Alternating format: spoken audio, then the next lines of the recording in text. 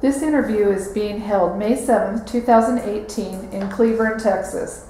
I am Dawn Needles, and I am a member of Mary Isham Keith Chapter, National Society of the Daughters of the American Revolution. I will be interviewing Charles Ferrell, a veteran. Also in attendance is Sonia Starnes, a member of Mary Isham Keith Chapter. Charles, can you tell us when you were born? January the 11th, 1928. 1928. And where were you born? In Itasca, Texas. Okay. And what was your father's name? Arthur Ferrell. Okay. And Arthur is your middle name, isn't it? Pardon? Arthur is your middle name, isn't it? My middle name, yes. Okay. What did your father do for a living? He was a merchant and a farmer. Okay. And what did he farm? Where or what? What? Well, he farmed outside of Itasca. Mm-hmm. And he farmed cotton and corn and millet and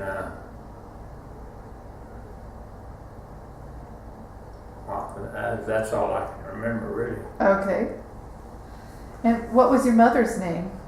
Ellen, Ellen, Rebecca Hamilton Ferrell. Okay. And did she work outside of your home? Pardon? Did she work outside of your home? No. Okay. It's work enough on the farm. Yeah. Do you have any brothers or sisters? I had one sister. And what was her name? Velma Dean Ferrell. Okay. What were you doing before you entered the service? Going to school. Okay. High school, I take it? Yes. Okay. And in which branch of the military did you serve? U.S. Army. Okay. And did you enlist or were you drafted? Both. Both? Yes. Okay. Can you tell us about that? Well, really, we were drafted, and then we enlisted. That sounds like putting a horse before the cart, but Okay. we were in a hurry to get in, and so we did. Mhm. How old were you? 17. 17. So had you graduated from high school yet? Yes, Okay.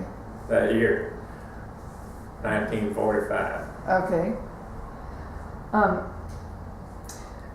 What happened when you departed for training camp? Pardon? What happened when you departed for training camp and during the early part of your service? What happened? How did you get there, and tell us about it?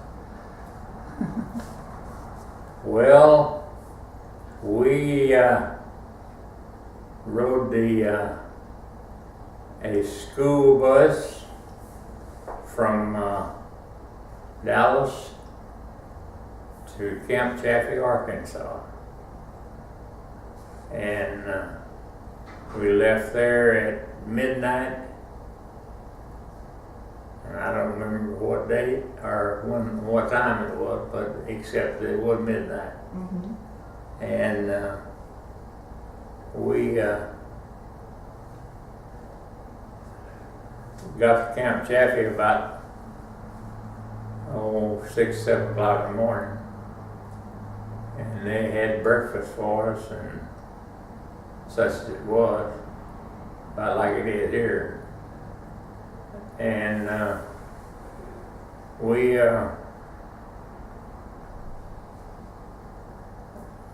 de-embarked from the bus and got we weren't issued any uniform because that was to come later, but we were kept in our civilian clothes for, I don't know, 4 or 5 days, and it rained all the time, and we were wet from the time we got there until we shipped out, which was 4 or 5 days later. And we went to El Paso aboard a troop train, and it took us,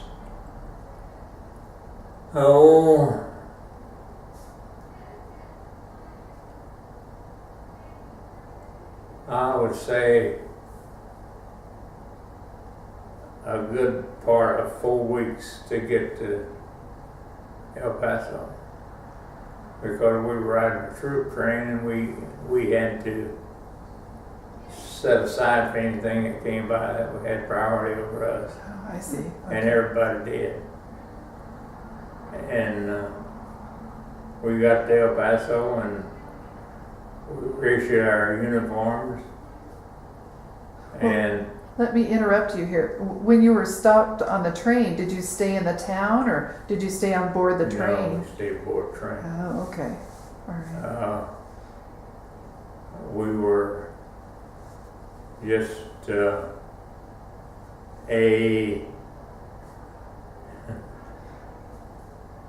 smelly mess because we had no change of clothing. Mm-hmm. And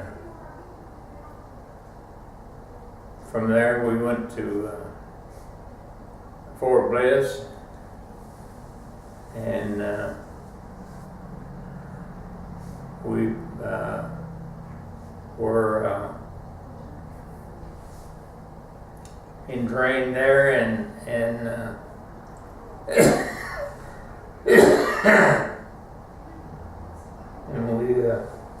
we were, excuse me, Mm-hmm. we were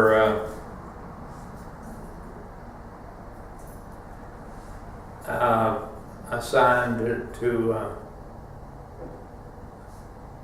Fort Bliss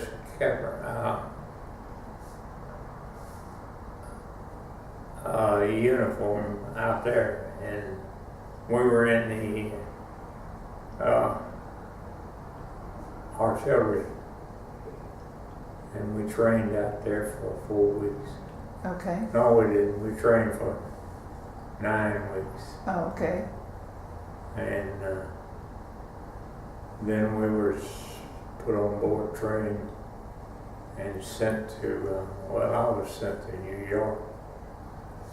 Some of the others were sent to California. But most of them we were just here and there and somewhere else. How did they decide who went where? Pardon? How did they decide who went where? I don't know. I really don't know. Okay. I suppose they probably drew straws or drew lots, or just said you go here and you go there. Okay. It's sort of a screwed up Okay. mess. All right. And when you went to New York, where did you go? Waldorf Astoria. Oh, wow. Okay.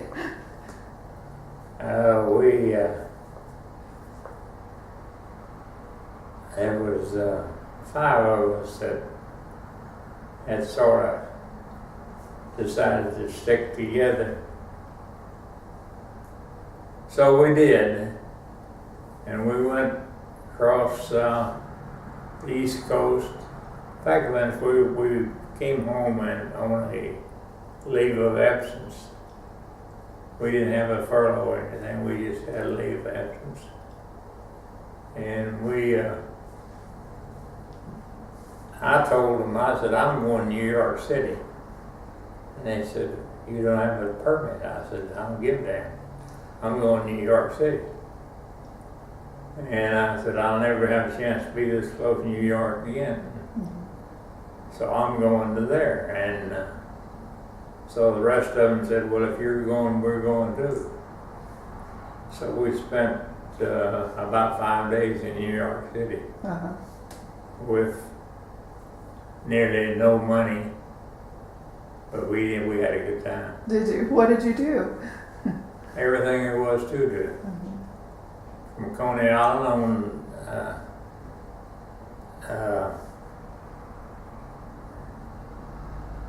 we saw the sights. Okay. We rode the bus, we rode the trolley, we did everything there was to do. And we had a ball.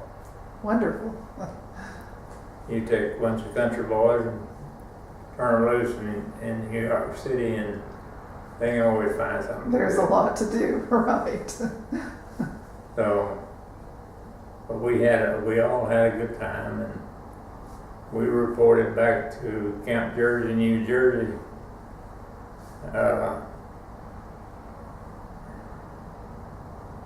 I think 5 days later. Okay.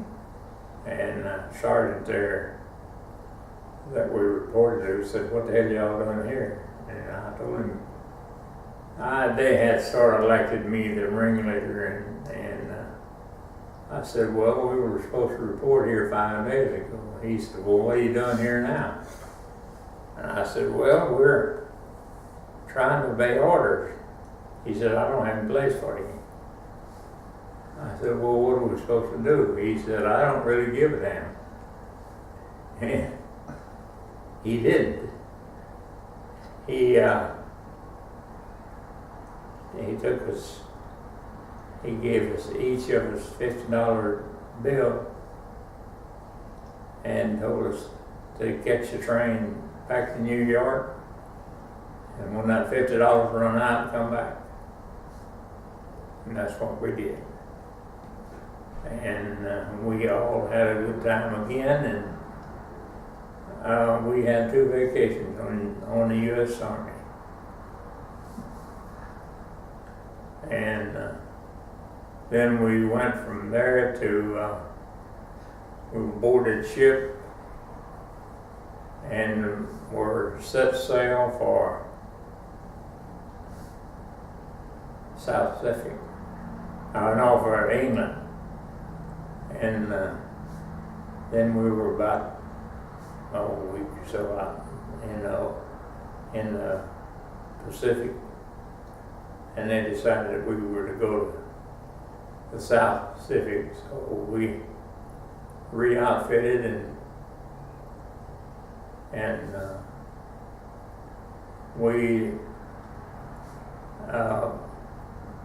we started to the European theater of war, and they didn't want us, so they sent us to the South Pacific, and that's where we ended up, all of us. Okay. Let's backtrack a little bit. When you were in basic training, what type of training did you receive? Salute, stand at attention, just do what you're told. Okay. And that's what we did. Okay. They didn't give you any specific training in anything else other than that? Oh, no. Okay. No. All right. All right. No, we were strictly on our own when we were away from the base. We trained, we had a little training at Fort Dix, New Jersey. But most of the time we were on our own outside of California. Okay. And then when you were on the ship and you were headed to the South Pacific, Yes. Where did you end up then? Hawaii, Oh. Guadalcanal,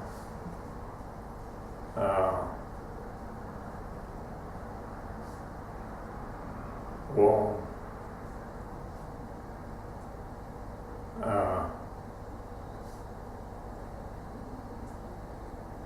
we led a trail all the way to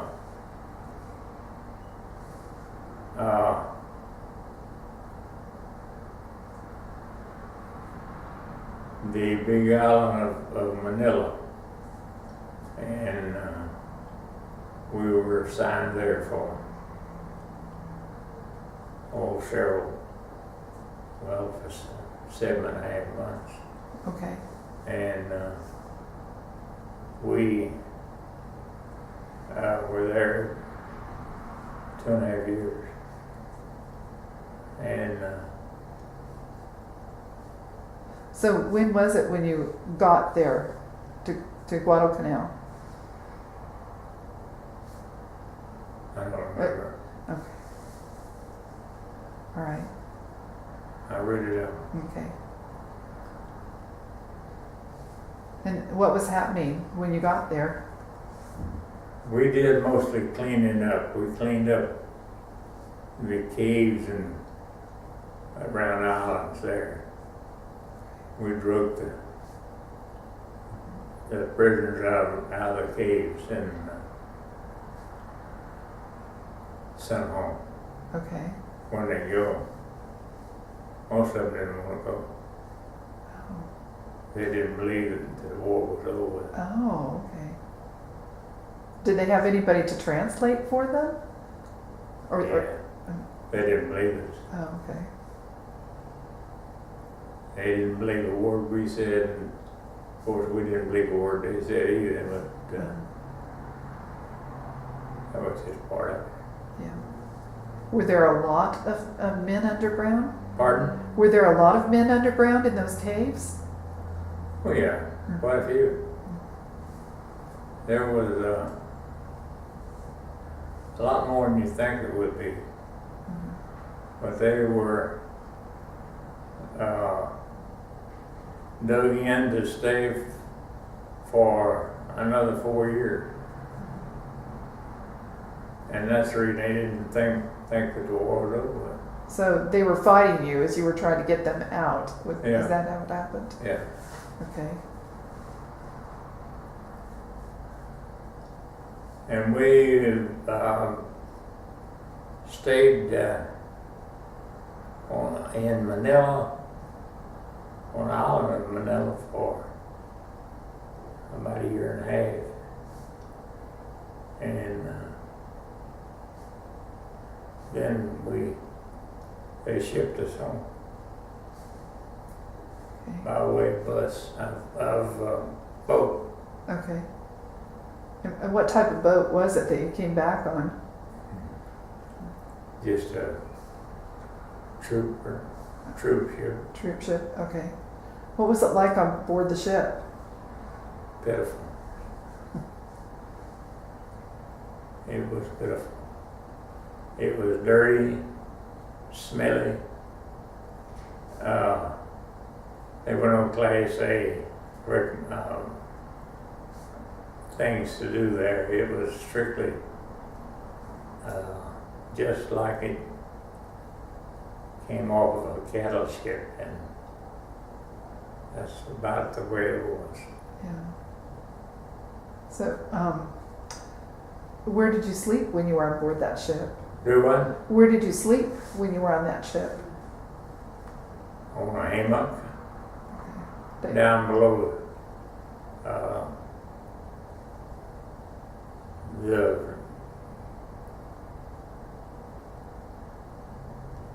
below the decks. Okay. We all had our own private little 2x4 that we slept in. We kept all of our papers and things like that right with us, because we never knew when we were going to be moved. Okay. So anyhow, it wasn't very exciting, but it was there. You certainly were. So what other experiences did you have when you were on the islands? Do what? What other experiences did you have when you were on the islands? Not much of anything. Just a few shots thrown at us, and just haphazardly, and we were not really in danger. Okay. Because you were there after the war was declared over? Yeah. So. But I was there while the hostilities were still declared. We didn't leave there until 45. And war was declared, peace was declared in 45, August of 45. Do you remember any of your commanding officers? Any what? Do you remember the names of any of your commanding officers? No. Okay. Did any of them make well, I'm sure they must have, but did they make an impression on you, or can you Yes. tell us about that? Yes, but I don't want to discuss that because Okay. they're still alive, some of them. Okay. And I don't want them to have any idea that I had any hard feelings, and which we all did, but we just leave well enough alone. Okay. Did you make any friends while you were on the islands Oh yeah, with the other fellows? yeah. I made friends from the day I got in the service. It was the same five stayed together, more or less, as long as we could. And they were from up around Weatherford, and up in that part of the country. Okay. Do you still keep in touch with any of them? Pardon? Do you still keep in touch with any of them? I know they're all dead. Okay. I'm the only one living. Okay. All right. So that takes care of that. Okay. All right. Do you want to tell us any more about when you were on the island? Okay. It's very dull. Okay.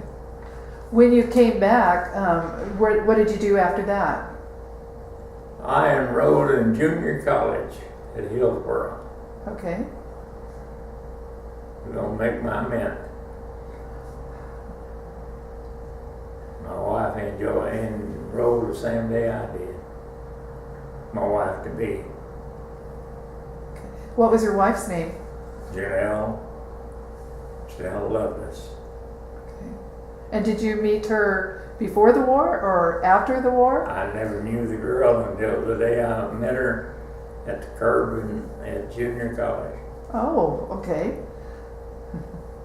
We had I guess you'd call it a wartime romance. There's an article about it in the Keene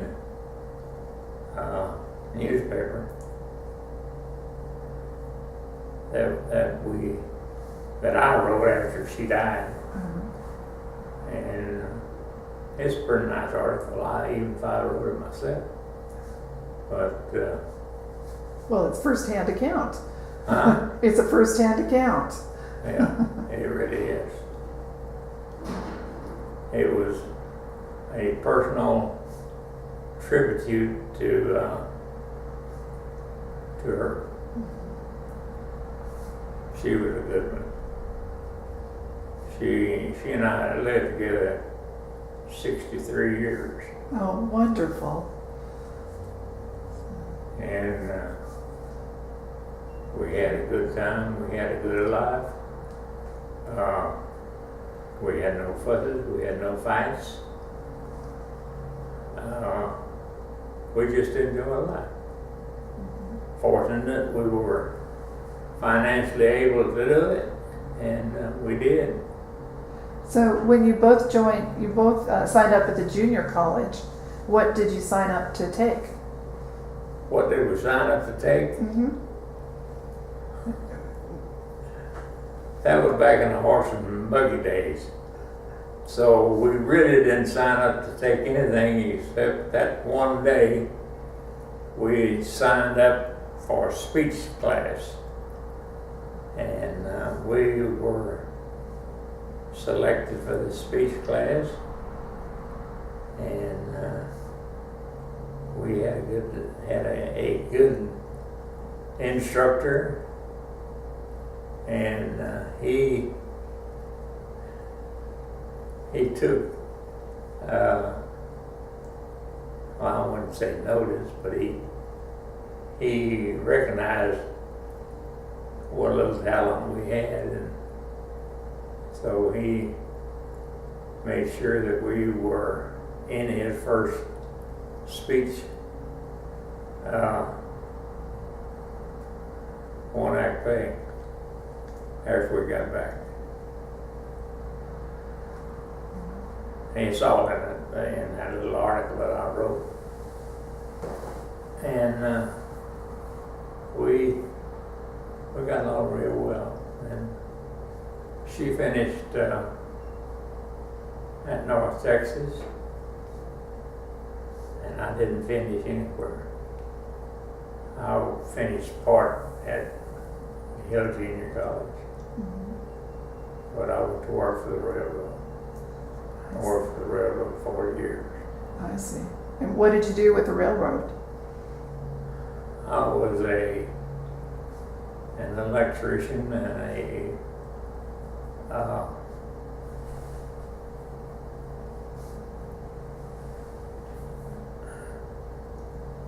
trainman. And we raised one daughter, and she died.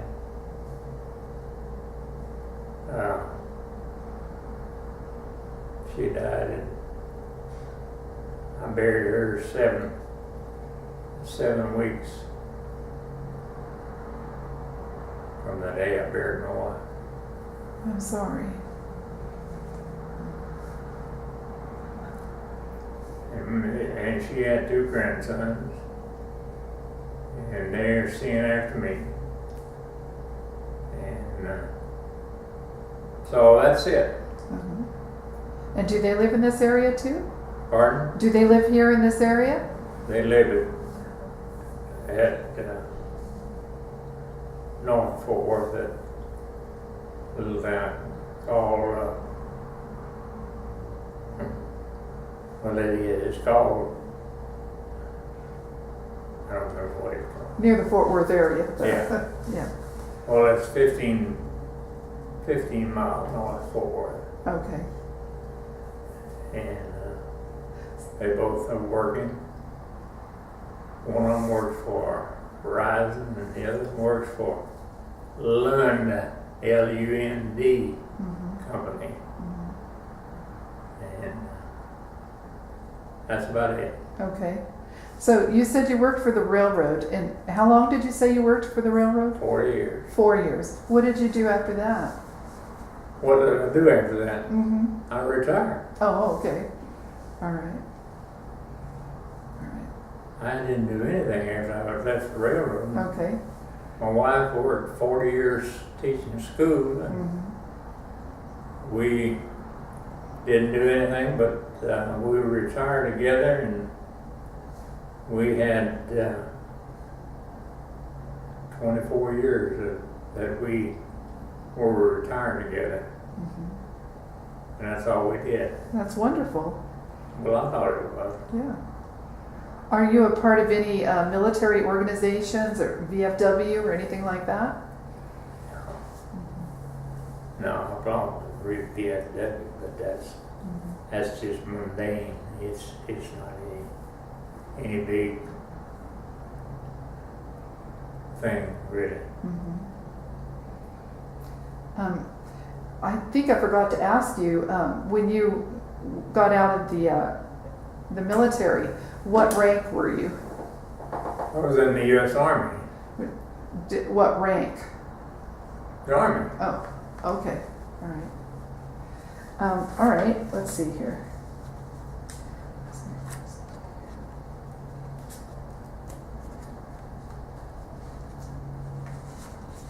And I acquired the rank of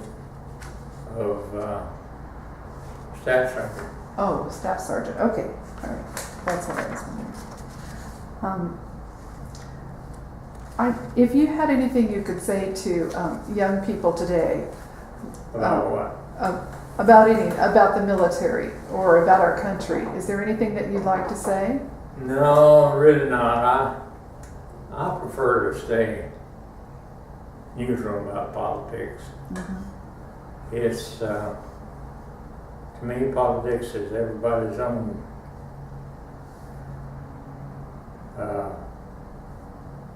way of finding out what they want to do, and Mm-hmm. they have their own life to live, and I live my life, and I expect everybody else to live theirs. Mm-hmm. And that's about it. Okay.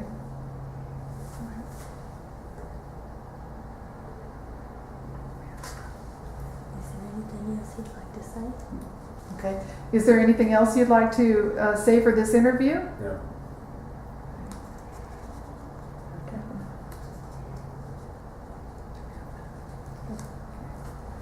All right. Well, we'd just like to thank you for doing this interview with us today, and You're welcome. yeah, we really appreciate it, and the Library of Congress appreciates it too.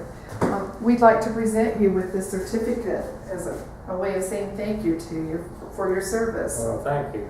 And we have this pin for you too. It's a Veterans History Project, and that's what we're doing it for. And only people who do these interviews are given one of these pins.